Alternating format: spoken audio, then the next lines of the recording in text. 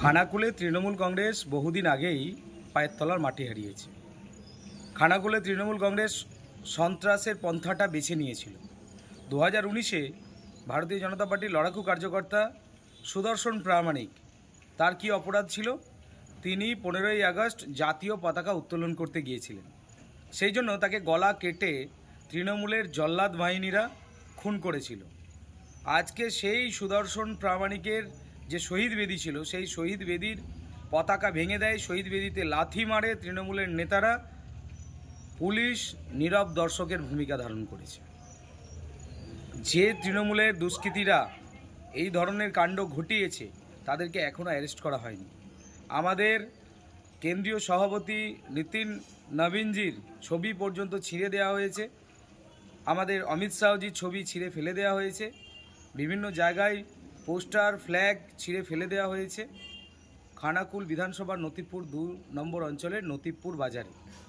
তো তৃণমূল কংগ্রেসের হারমাদ বাহিনীরা এই ধরনের যে সমস্যা খানাকুলে তৈরি করার আবার চেষ্টা করছে, যে ধরনের আবার হিংসার বাতাবরণ তৈরি করার চেষ্টা করছে, তার প্রতিবাদে ভারতীয় জনতা পার্টির কার্যকর্তারা রাস্তায় ছিল, আছে আর জোরালোভাবে থাকবে। তৃণমূল কংগ্রেস 2026-এ ফিনিশ, এটা একদম মাথায় রাখুন। কারণ তৃণমূল যত পায়ের তলা থেকে মাটি হারিয়েছে, তত তৃণমূল কংগ্রেস সন্ত্রাসের পন্থা বেছে নিয়েছে।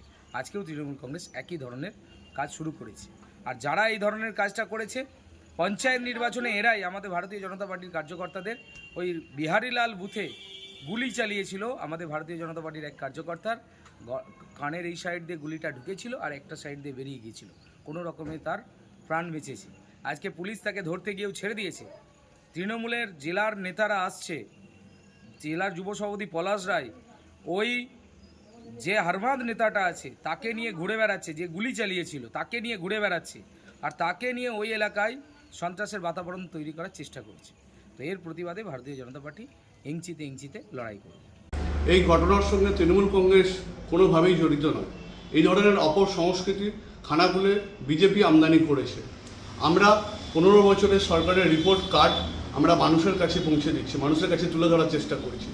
সেই জায়গায় বিজেপির বিধায়ক যে 5 বছরের সম্পূর্ণ ব্যর্থ, খানাকুলের মানুষের যে প্রত্যাশা, যে উনি প্রতিশ্রুতি দিয়েছিলেন, উনি সম্পূর্ণ প্রতিশ্রুতি পূরণ করতে সম্পূর্ণ ব্যর্থ হয়েছেন। সেই জায়গায় আমরা কি দেখছি? খানাকুলের বিধায়কের একটার পর একটা কেচ্ছা কেলেঙ্কারি কাটবানি, ওনার যে জঙ্গল রাজ, সেটা কিন্তু মানুষের কাছে প্রকাশ্যে চলে আসছে।